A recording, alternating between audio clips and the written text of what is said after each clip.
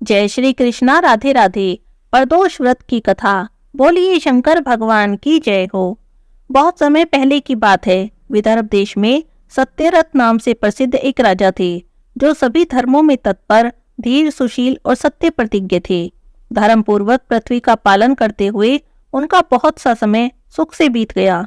उसके बाद शाल्व देश के राजा ने विदर्भ नगर पर आक्रमण करके उसे चारों ओर से घेर लिया। अपनी पुरी को शत्रुओं से घिरी हुई देखकर विदर्भ राज विशाल सेना लेकर युद्ध के लिए आगे आए। बलोन्मत्त शाल्व देशीय क्षत्रियों के साथ राजा का बहुत भयंकर युद्ध हुआ। शाल्वों की बहुत बड़ी सेना मारी गई, परंतु अंत में विदर्भ राज भी उनके हाथों से मारे गए। मंत्रियों सहित उस महारथी राजा के मारे जाने पर मरने से बचे हुए सैनिक वहां से भाग गए। उस समय विदर्भ राज सत्यरथ की एक पतिव्रता स्त्री अत्यंत शोकग्रस्त होकर रात के समय राज्य भवन से निकली और पश्चिम दिशा की ओर चली गई। वह उस समय गर्भवती थी। सवेरा होने पर धीरे धीरे मार्ग से जाती हुई उन साध्वी रानी ने बहुत दूर का रास्ता तय कर लेने के बाद एक स्वच्छ तालाब देखा और वे इसके किनारे शोभा पाने वाले एक छायादार पेड़ के नीचे बैठ गई। भाग्यवश उसी निर्जन स्थान में उस वृक्ष के नीचे ही पतिव्रता रानी ने उत्तम गुणों से युक्त शुभ मुहूर्त में एक पुत्र को जन्म दिया। उसके बाद अत्यंत प्यास से व्याकुल हो जाने के कारण सुंदर अंगों वाली वह रानी जलाशय में उतरी। इतने में ही एक बड़े भारी ग्राह ने आकर उसे अपना ग्रास बना लिया। वह बालक पैदा होते ही माता पिता से हीन हो गया। भूख प्यास से पीड़ित हो उस सरोवर के किनारे पड़ा पड़ा जोर जोर से रोने लगा। वह नवजात शिशु जब इस प्रकार से क्रंदन कर रहा था, उसी समय भाग्य से एक श्रेष्ठ ब्राह्मणी वहां पर आ गई। वह भी अपने 1 वर्ष के बालक को गोद में लिए हुए थी। ब्राह्मणी निर्धन और विधवा थी। घर घर भिक्षा मांगकर अपना जीवन चलाती थी। उसका नाम उमा था। उस सती साध्वी ब्राह्मणी ने जब उस राजकुमार को देखा और उसे अनाथ की तरह पड़ा हुआ क्रंदन करते देखा, तो मन ही मन सोचने लगी, अहो, ये तो बड़े आश्चर्य की बात दिखाई देती है। यह नवजात शिशु जिसकी नाल भी अभी तक नहीं कटी है, यहाँ पर पड़ा हुआ है। इसकी माता कहाँ पर चली गई? ना इसका पिता है, ना और कोई बंधु बांधव है। यह दीन अनाथ बालक बिना बिस्तर के ही भूमि पर सो रहा है। यह चांडाल का पुत्र है, वैश्य का बालक है, ब्राह्मण का पुत्र है अथवा क्षत्रिय का शिशु है, इसका निश्चय कैसे किया जाए? मैं इस शिशु को उठाकर अपने सगे पुत्र की तरह अवश्य पालन कर सकती हूँ, परंतु यह किस कुल का है, यह ना जानने के कारण इसे छूने का साहस भी नहीं होता। वह पतिव्रता ब्राह्मणी जब इस प्रकार से सोच ही रही थी, उसी समय कोई सन्यासी महात्मा वहां पर आ गए। वे ऐसे जान पड़ते थे मानो साक्षात शंकर हों। उन्होंने उस स्त्री से कहा, हे ब्राह्मणी, तुम खेद न करो। हृदय की संशयवृत्ति को दूर करके इस बालक की रक्षा करो। इससे तुम्हें शीघ्र ही परम कल्याण की प्राप्ति होगी। इतना कहकर वे दयालु भिक्षुक तुरंत ही वहां से चले गए। उनके जाने के बाद ब्राह्मणी ने विश्वासपूर्वक उस बालक को लेकर अपने घर की ओर प्रस्थान किया। उस राजकुमार का ब्राह्मणी ने अपने बेटे के समान ही पालन पोषण किया। एक चक्रा नाम के नगर में उस ब्राह्मणी का घर था। वह भिक्षा के अन्न से ही अपने पुत्र का और उस राजकुमार का पालन पोषण करती थी। समय आने पर ब्राह्मणों ने ब्राह्मणी के पुत्र का और राजा के पुत्र का संस्कार कर दिया। वे दोनों सर्वत्र सम्मानित होकर दिन रात बढ़ने लगे। समय आने पर उनका उपनयन संस्कार हुआ। अब वे दोनों बालक एक साथ रहकर नियमों का पालन करने लगे। दोनों माता के साथ प्रतिदिन भिक्षा के लिए जाते। एक दिन वह ब्राह्मणी उन दोनों बालकों के साथ भिक्षा मांगती हुई देवयोग से एक देव मंदिर में चली गई। वहां पर बड़े बूढ़े ऋषि मुनि रहा करते थे। वे उन दोनों बालकों को देखकर परम बुद्धिमान शांडिल्य नामक मुनि ने कहा, अहो, देव का बल बड़ा विचित्र है। कर्मों का उल्लंघन करना किसी भी जीव के लिए बहुत कठिन है। देखो ना, यह बालक दूसरी माता की शरण लेकर भिक्षा से जीवन निर्वाह करता है। इस ब्राह्मणी को ही श्रेष्ठ माता के रूप में पाकर ब्राह्मण बालक के साथ ब्राह्मण भाव को प्राप्त हो गया है। शांडिल्य मुनि का यह वचन सुनकर ब्राह्मणी को बड़ा विस्मय हुआ। उसने भरी सभा में मुनि को प्रणाम करके पूछा, हे ब्राह्मण, एक सन्यासी के कहने से मैं इस बालक को अपने घर ले आई हूँ। यद्यपि अभी तक इसके कुल का कुछ भी पता नहीं, तथापि मैं पुत्र की भांति इसका पालन पोषण करती हूँ। आप ज्ञान के नेत्रों से देखते हैं, अतः मैं आपसे जानना चाहती हूँ, यह बालक किस कुल में उत्पन्न हुआ है और इसके माता पिता कौन हैं? तब मुनि ने कहा, यह विदर्भ देश के राजा का पुत्र है। इतना कहकर मुनि ने उस बालक के पिता के युद्ध में मारे जाने और उसकी माता के ग्राह द्वारा ग्रस्त होने का सब समाचार पूर्ण रूप से बता दिया। यह सुनकर तो ब्राह्मणी को और भी आश्चर्य हुआ। उसने फिर से पूछा, हे महामुनि, वे राजा संपूर्ण भोगों को छोड़कर युद्ध में क्यों मारे गए? इस बालक को दरिद्रता कैसे प्राप्त हुई?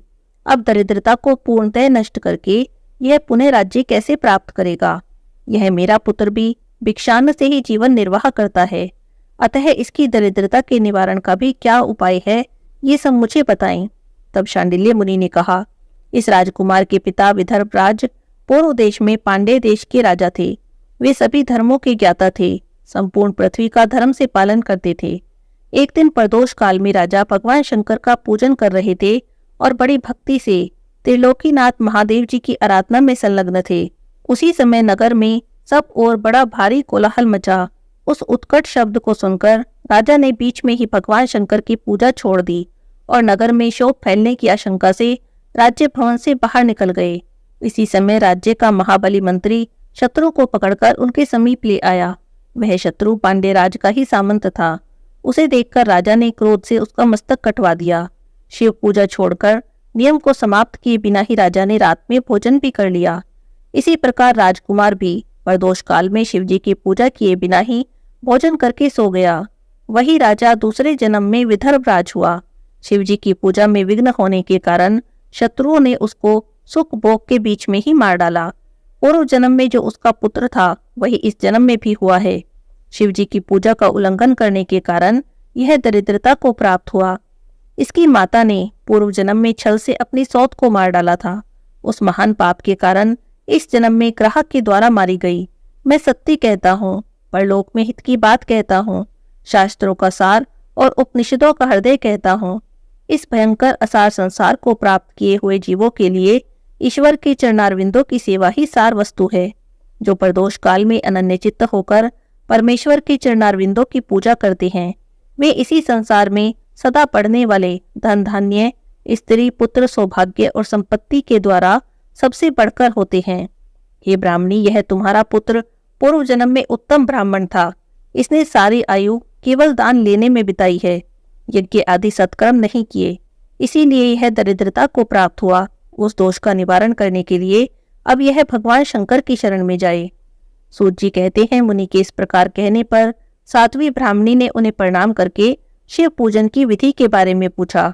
तब शांडिल्य मुनि ने कहा, दोनों पक्षों की त्रयोदशी को मनुष्य जब निराहार रहे तब सूर्यास्त से 3 घड़ी पहले स्नान करे, फिर श्वेत और शुद्ध वस्त्र धारण करके संध्या और जप आदि नित्य कर्म की विधि पूरी करके मौन होकर शास्त्र विधि का पालन करते हुए भगवान शिव की पूजा करे और प्रदोष व्रत की इस कथा को पढ़े। धूप दीप नैवेद्य अर्पित करे, घी का दीपक जलाए और खीर से हवन करे और फिर विधि पूर्वक श्री गिरजापति की प्रार्थना करते हुए कहे, हे देव, हे जगन्नाथ, आपकी जय हो। हे सनातन शंकर, आपकी जय हो। संपूर्ण देवताओं के अधीश्वर, आपकी जय हो। सर्वदेव पूजित, आपकी जय हो। सर्वगुणातीत, आपकी जय हो। सबको वर देने वाले प्रभु, आपकी जय हो। हे नित्य आधार रहित अविनाशी विशंभर, आपकी जय हो, आपकी जय हो। संपूर्ण विश्व के लिए एकमात्र जानने योग्य महेश्वर, आपकी जय हो। नागराज वासुकी को आभूषण के रूप में धारण करने वाले प्रभु, आपकी जय हो। हे गौरीपति, आपकी जय हो। हे चंद्रार्ध शेखर शंभु, आपकी जय हो। हे कोटि सूर्यों के समान तेजस्वी शिव, आपकी जय हो। अनंत गुणों के आश्रय, आपकी जय हो। हे भयंकर नेत्रों वाले रुद्र, आपकी जय हो। हे अचिंत्य निरंजन, आपकी जय हो। हे नाथ, हे दया सिंधु, आपकी जय हो। भक्तों की पीड़ा का नाश करने वाले प्रभु, आपकी जय हो। इस दुस्तर संसार सागर से पार उतारने वाले हे परमेश्वर, आपकी जय हो। हे महादेव, मैं संसार के दुखों से पीड़ित हूँ और खिन्न हूँ, मुझ पर प्रसन्न होइए। हे परमेश्वर, समस्त पापों के भय का अपहरण करके मेरी रक्षा करें। मैं महान दारिद्र्य के समुद्र में डूबा हुआ हूँ। बड़े बड़े पापों ने मुझे आक्रांत कर लिया है। मैं महान शोक से नष्ट हो गया हूँ और बड़े बड़े रोगों से व्याकुल हूँ। सब ओर से ऋण के भार से लदा हुआ हूँ। पाप कर्मों की आग में जल रहा हूँ, ग्रहों से पीड़ित हो रहा हूँ। हे शंकर, मुझ पर प्रसन्न होइए। इस प्रकार भगवान शंकर की प्रार्थना करें। इस प्रकार प्रदोष व्रत के दिन गिरजापति भगवान शंकर की आराधना करें। ब्राह्मणों को भोजन कराएं, उन्हें दक्षिणा देकर संतुष्ट करें। इस प्रकार मैंने सब पापों का नाश और सब प्रकार की दरिद्रता का निवारण और समस्त मनोवांछित वस्तुओं का दान करने वाली शिव पूजा का वर्णन किया है। यह शिव की पूजा शिवजी के द्रव्य का हरण करने के पाप को छोड़कर शेष सभी महापातकों और उपपातकों के महान समुदाय का नाश कर देती है। यदि ये दोनों बालक इसी प्रकार भगवान शंकर की पूजन प्रत्येक प्रदोष के दिन करें तो वर्ष भर के भीतर इन्हें उत्तम सिद्धि की प्राप्ति होगी। शांडिल्य मुनि के इस वचन को सुनकर उन ब्राह्मणी ने दोनों बालकों के साथ मुनि के चरणों में प्रणाम किया और कहा, हे भगवान, आज मैं आपके दर्शन से कृतार्थ हो गई। ये दोनों बालक आज से आपकी शरण में हैं। हे ब्राह्मण, यह मेरा पुत्र है और इसका नाम शुचिव्रत है। यह राजकुमार है, इसका नाम मैंने धर्मगुप्त रखा है। ये दोनों बालक और मैं सभी आपके चरणों के दास हैं। इस घोर दारिद्र्य सागर में गिरे हुए हम सभी लोगों का आप उद्धार करें। इस प्रकार शरण में आई हुई ब्राह्मणी को अमृत के समान मधुर वचनों द्वारा आश्वासन देकर मुनि ने उन दोनों बालकों को भगवान शंकर की आराधना की मंत्र विधि का उपदेश दिया। उसके बाद वे दोनों बालक और ब्राह्मणी मुनि की आज्ञा लेकर वहां से चले गए। मुनि के आदेश से दोनों बालक प्रत्येक प्रदोष व्रत के दिन पार्वती वल्लभ भगवान शिव की आराधना करने लगे और इस प्रकार शिव पूजा करते हुए द्विज कुमार और राजकुमार के 4 महीने सुख से बीत गए। एक दिन वह ब्राह्मण कुमार राजकुमार को साथ लिए बिना ही नदी के तट पर स्नान करने के लिए गया और वहां मौज से देर तक इधर उधर घूमता रहा। वहां झरने के जल के आघात से खाई की भूमि कट जाने से उसमें गड़ा हुआ एक बड़ा भारी खजाने का कलश चमक रहा था, जिस पर ब्राह्मण कुमार की दृष्टि पड़ गई। उसे देखकर वह हर्ष और कौतूहल में भरकर उसके समीप गया। उसे देवता के प्रसाद से प्राप्त हुआ मानकर सिर पर लेकर घर की ओर चला। घर के भीतर उस घड़े को रखकर माता से कहा, माँ, यह भगवान शंकर का प्रसाद तो देखो। उन्होंने दया करके घड़े के रूप में यह खजाना दिखा दिया। तब उस खजाने को देखकर ब्राह्मणी बहुत प्रसन्न हुई और राजकुमार को बुलाकर कहने लगी, इस खजाने की घड़े को तुम दोनों आपस में बराबर बराबर बांट लो। माता की बातों को सुनकर ब्राह्मण के पुत्र को तो बहुत प्रसन्नता हुई, पर राजपुत्र ने कहा, माँ, यह तुम्हारे ही पुत्र के पुण्य से प्राप्त हुआ है, अतः मैं इस खजाने को बांटकर लेना नहीं चाहता हूँ। अपने पुण्य से प्राप्त हुए खजाने का ये स्वयं ही उपभोग करें। वे ही भगवान शंकर मुझ पर भी कृपा करेंगे। इस प्रकार प्रसन्नता पूर्वक भगवान शंकर की पूजा करते हुए उन दोनों कुमारों का उसी घर में 1 वर्ष व्यतीत हो गया।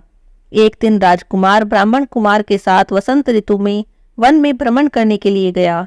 कुछ दूर जाने पर उन्होंने सैकड़ों गंधर्व कन्याओं को परस्पर क्रीड़ा करते हुए देखा। उन्हें देखकर ब्राह्मण कुमार ने दूर से ही राजकुमार से कहा, यहाँ से आगे जाना उचित नहीं, क्योंकि उधर स्त्रियां विहार कर रही हैं। स्वच्छ अंतकरण वाले विद्वान पुरुष स्त्रियों के सामीप्य का त्याग कर देते हैं। ये रमणियां छल करने वाली और वाणी के द्वारा अनुनय विनय करने में कुशल हैं। ये पुरुषों को अपनी दृष्टि मात्र से मोहित कर लेती हैं। इसीलिए धर्म में तत्पर ब्रह्मचारी कभी स्त्रियों के समीप जाकर उनके साथ वार्तालाप नहीं करते। ऐसा कहकर ब्राह्मण कुमार तो वहीं से लौट गया और दूर जाकर खड़ा हो गया। किंतु राजकुमार अकेला ही निर्भय होकर स्त्रियों की उस क्रीड़ा स्थली की ओर चला गया। उन गंधर्व कन्याओं में से एक ने राजकुमार को आते देखा तो मन ही मन कुछ विचार किया और अपनी सखियों से कहने लगी, यहाँ से थोड़ी ही दूर पर एक उत्तम वन है, जहाँ पर अनेकों प्रकार के वृक्ष हैं और फूल खिले हुए हैं। वहां जाकर तुम सभी लोग फूल तोड़ो, तब तक मैं यहीं पर बैठी हूँ। तुम फूलों का संग्रह करके पुनः यहीं पर आ जाना। इस प्रकार का आदेश देने पर सखियां वन के भीतर चली गई और वह गंधर्व कन्या राजकुमार पर दृष्टि लगाए वहीं पर खड़ी रही। थोड़ी ही देर में राजकुमार उस कन्या के पास गए। तब गंधर्व कन्या ने अपने पास आए हुए राजकुमार को बैठने के लिए कोमल पल्लवों का आसन दिया और पूछा कि तुम कौन हो, किस देश से यहाँ आए हो, किसके पुत्र हो। इस प्रकार पूछने पर राजकुमार ने अपना पूरा परिचय बता दिया। मैं विदर्भ राज का पुत्र हूँ। मेरे माता पिता बचपन में ही मर गए हैं। शत्रुओं ने मेरे राज्य पर अधिकार जमा लिया है और अब मैं दूसरे के राज्य में गुजारा करता हूँ। ये सारी बातें बताकर राजकुमार ने गंधर्व कन्या से पूछा, हे सुंदरी, तुम कौन हो, यहाँ तुम्हारा क्या कार्य है, तुम किसकी पुत्री हो। उनके इस प्रकार पूछने पर उस कन्या ने कहा कि महाराज कुमार, एक द्रविक नाम के गंधर्व हैं, जो समस्त गंधर्व कुल के अगुआ माने जाते हैं। मैं उन्हीं की पुत्री हूँ और मेरा नाम अंशुमति है। अपनी सब सखियों को छोड़कर मैं यहाँ अकेली रह गई हूँ। मैं तुम्हारी अभिलाषा जानती हूँ। तुम्हारा मन मुझ में आसक्त हो गया है और इसी प्रकार देव ने मेरे मन में भी तुम्हारे लिए उत्कंठा भर दी है। अब हम दोनों का स्नेह कभी भंग नहीं होना चाहिए। ऐसा कहकर गंधर्व कुमारी ने अपने गले से मोती का हार निकालकर प्रेम पूर्वक राजकुमार को भेंट किया। उस अद्भुत हार को देखकर राजकुमार ने कहा, भीरू, मैं एक बात कहता हूँ, मैं राज्यहीन हूँ और निर्धन हूँ। तुम मेरी प्रिया कैसे होना चाहती हो? मूर्ख स्त्री की भांति पिता की आज्ञा का उल्लंघन करके अपनी इच्छा के अनुसार आचरण क्यों करती हो? तब यह सुनकर गंधर्व कन्या ने कहा, प्रियतम, आपका कहना बिल्कुल ठीक है। मैं पिता की आज्ञा के विरुद्ध नहीं करूंगी। आप इस समय अपने घर को जाएं और परसों प्रातःकाल पुनः यही दर्शन दें। आपसे हमारा कुछ कार्य है। इतना कहकर वह गंधर्व कन्या अपनी सखियों के आ जाने से उनके साथ चली गई। अब राजकुमार भी हर्षपूर्वक ब्राह्मण कुमार के पास गया। उसने द्विज पुत्र से सब बातें बताई और उसके साथ घर को प्रस्थान किया। वहां ब्राह्मणी को भी यह शुभ समाचार सुनाकर राजकुमार ने प्रसन्न कर दिया और पूर्व निश्चित समय आने पर वह पुनः ब्राह्मण कुमार के साथ वन में गया। नियत स्थान पर पहुंचकर राजकुमार ने देखा कि गंधर्वराज और उनकी कन्या दोनों वहां पर उपस्थित हैं। गंधर्वराज ने वहां आए हुए दोनों कुमारों का अभिनंदन किया। उन्हें सुंदर आसन पर बिठाकर राजपुत्र से कहा, विदर्भ देश के राजकुमार, मैं कल कैलाश पर्वत पर गया था। वहां पर मैंने पार्वती जी के साथ महादेव जी के दर्शन किए। देवेश्वर भगवान शिव करुणा रूपी अमृत के सागर हैं। उन्होंने मुझे बुलाकर सब देवताओं के समीप इस प्रकार कहा, पृथ्वी तल पर धर्मगुप्त नाम से प्रसिद्ध एक राजकुमार है जो इस समय अकिंचन है। उसका राज्य छिन गया। शत्रुओं ने उसके देश को अपने अधिकार में ले लिया है। अब वह बालक अपने गुरु की आज्ञा से सदा मेरी आराधना में संलग्न रहता है। उसी के प्रभाव से आज उसके समस्त पितृ मेरे स्वरूप को प्राप्त हो गए हैं। हे गंधर्व श्रेष्ठ, तुम उस राजकुमार की सहायता करो। अब वह शत्रुओं को मारकर अपने राज्य सिंहासन पर आसीन हो जाए। महादेव जी के इस प्रकार आज्ञा देने पर मैं अपने घर को गया। यहाँ पर इस कन्या ने तुम्हारे लिए बहुत प्रार्थना की। यह सब परम दयालु भगवान शिव की प्रेरणा से ही हो रहा है, ऐसा समझकर मैं अपनी कन्या को साथ लेकर आया हूँ। अतः अपनी पुत्री अंशुमती को मैं तुम्हें पत्नी रूप में देता हूँ और भगवान शिव की आज्ञा से शत्रुओं को मारकर तुम्हें तुम्हारा राज्य दिलवाऊंगा। तुम्हें तुम्हारे राज्य सिंहासन पर आसीन करूंगा। अपने उस नगर में तुम अपनी इस धर्म पत्नी के साथ 10,000 वर्षों तक मनोवांछित सुख भोग कर अंत में भगवान शिव के लोक में जाओगे और वहां भी मेरी यह कन्या तुम्हारी सेवा में प्रस्तुत रहेगी। ऐसा कहकर गंधर्वराज ने उसी वन में राजकुमार के साथ अपनी पुत्री का विवाह कर दिया और दहेज में परम उज्जवल रतन भार भेंट किए। चंद्रमा के समान चमकीली चूड़ामणि और दमकते हुए मोतियों के हार दिए। दिव्य आभूषण, वस्त्र, स्वर्ण के बने हुए बहुत से सामान, 10,000 हाथी, 1,00,000 घोड़े, हजारों सोने के बड़े बड़े रथ दिए। अंत में एक दिव्य रथ, इंद्र के धनुष के समान विशाल धनुष, सहस्त्रों अस्त्र और शस्त्र, अक्षय बाणों से भरे हुए 2 तरकस, अभेद्य स्वर्ण में कवच और शत्रुओं का संहार करने वाली शक्ति भी समर्पित की। अपनी पुत्री की सेवा के लिए गंधर्वराज ने 5,000 दासियां दी। इतना ही नहीं, राजकुमार की सहायता के लिए उन्होंने गंधर्वों की चतुरंगनी सेना भी दी। इस प्रकार परम उत्तम संपत्ति को पाकर राजकुमार अपनी मनोवांछित पत्नी के साथ बहुत प्रसन्न हुए। पुत्री का विवाह कराकर गंधर्वराज तो स्वर्गलोक में चले गए और धर्मगुप्त विवाह के बाद गंधर्वों की सेना के साथ अपने नगर को गए। वहां पर उन्होंने शत्रु सेना का संहार किया और अपनी राजधानी में प्रवेश किया। उसके बाद श्रेष्ठ ब्राह्मणों और मंत्रियों ने मिलकर राजकुमार का अभिषेक किया और वे रत्नमय सिंहासन पर आरूढ़ होकर अकंटक राज्य का उपभोग करने लगे। जिन ब्राह्मण पत्नी ने उनका अपने पुत्र की भांति पालन किया था, वही उनकी माता हुई। वही ब्राह्मण कुमार भाई हुआ और गंधर्वराज की पुत्री अंशुमती महारानी के पद पर प्रतिष्ठित हुई। भगवान शंकर की आराधना करके धर्मगुप्त विदर्भ देश के राजा हो गए।